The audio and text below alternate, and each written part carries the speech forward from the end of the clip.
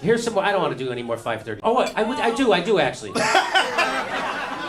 I was wrong. Because here's some of their beautiful writing. Does Biden polling bounce mean anything? Warren is rising and Sanders and O'Rourke are falling.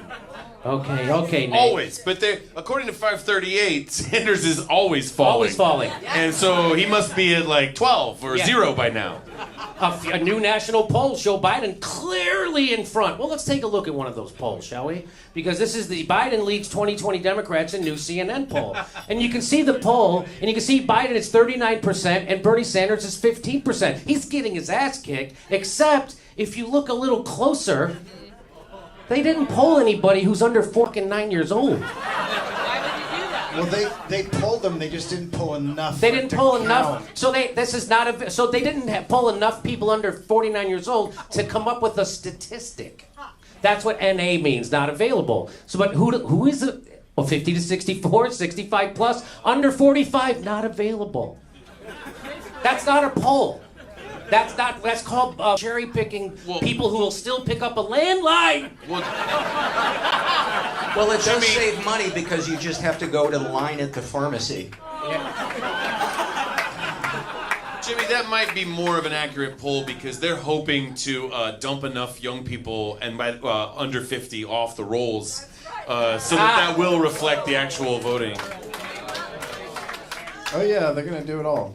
Provisional ballots. So there you go. So that's the CNN poll. That's CNN, and they'll tell you if it's an apple, you can't say it's a banana, except their melons around like crazy. So CNN has been lying nonstop since 2015, since I started looking. Yeah. So on all you have to do is look, and they're liars. The second week of October 2016, they had Hillary up by 12 points. The second week of October. 12 points. Wow. So those are the guys you should look at for polls.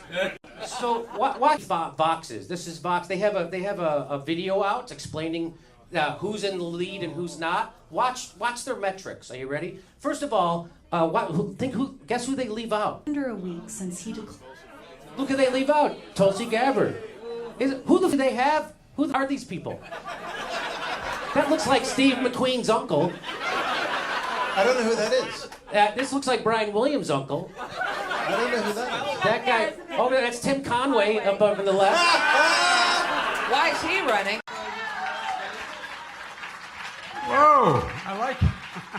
Democratic frontrunner Joe Biden took his presidential campaign into the key early voting state of New Hampshire this week. Let's remember who we are.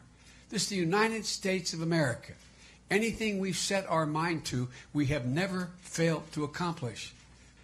I refuse to postpone any longer the possibilities for this country, and we have to end it now, this administration.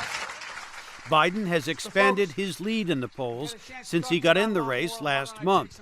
Hello, Cincinnati! But he still faces an energized Democratic field that includes Massachusetts Senator Elizabeth Warren. We need big systemic change in this country. Warren is one of several women contenders that also includes New York Senator Kirsten Gillibrand. I know I will win. I know I can win states like Ohio and Pennsylvania and Michigan and Wisconsin, the states we must win to defeat President Trump. More than 20 Democrats are now in the race, including several minority candidates. The latest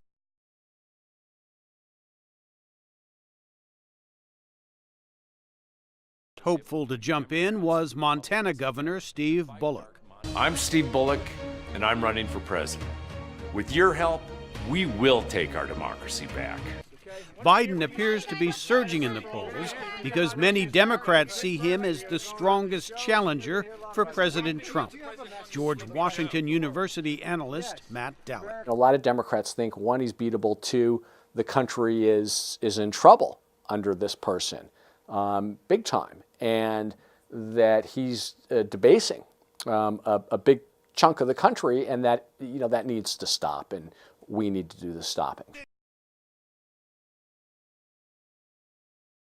I mean, you got the first sort of mainstream African American who is articulate and bright and clean and a nice-looking guy.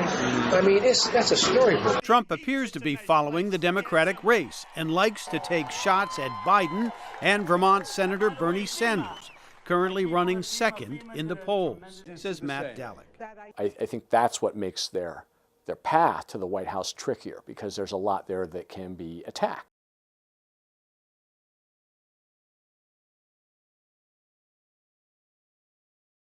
But Biden has nothing but disdain for millennials, right? So that's pretty much half the party now with in the Democratic Party. People forget Joe Biden is a horrible politician. He voted for the Glass-Steagall repeal. He voted for the Iraq War. He's for the surveillance state. Lots of other bad things. He voted to make it harder on students with their loans. He voted in favor of Wall Street over students. It's because we're looking for a handout. Yeah. Millennials will be 40% of the electorate in 2020.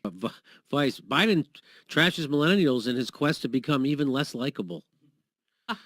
This is from January 12th of 2018. But here's the video. Here's what he had to say about, how millennials, right? Everybody talks about they're the first generation who's not going to do better than their parents. And there's very little job opportunities. And remember, didn't somebody say, well, if I was a barista and I was 28 years old and I didn't have any job opportunities, I would want a revolution too? And a lot of people understand that the economy's not working for a lot of people. 80% of workers live paycheck to paycheck. Okay? 30 million Americans still don't have health care. Okay? You know that 43% of all homeless people have jobs? So here's what Joe Biden says to all that. So the younger generation now tells me how tough things are. Give me a break. No. That's funny. Not like, I hear your problems. Yeah, that's what a politician's supposed to do. I'm supposed to listen to your concerns, and every generation has their own concerns, and he says that you got concerns, get out of here. So the younger generation now tells me how tough things are. Give me a break. No. I have no empathy for it. Give me a break. I have nothing. Fuck you. I'm not listening to you guys. We don't like you either, Joe. We're not fans. That's what he's saying to 40% of the electorate. No, I don't get nothing. I got nothing for you guys. Who says that? Because here's the deal, guys. We decided we were going to change the world, and we did. We did. We finished the civil rights movement to the first stage. The women's movement came into being. So, check. Change the world. We've done it, everybody. You're able to enjoy equal rights, and you female millennials, you have more rights than you should have. So I don't want to hear it. Everything's done. We changed the world. So is that him challenging millennials to go change the world? Like as if they're just sitting around complaining again. No, they're sitting around working 2 and 3 jobs, Joe, and they're also making their voice heard. And there's a lot of advantages to being, in some ways, relatively less seasoned, because you're not as big a target. For now, though, Joe Biden leads the Democratic field, something he never did in his 2 previous runs for president.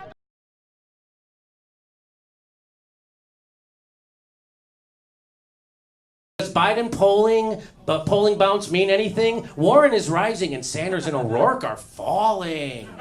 Okay, Nate. Always, but according to 538, Sanders is always falling. Always falling. And so he must be at like 12 or 0 by now.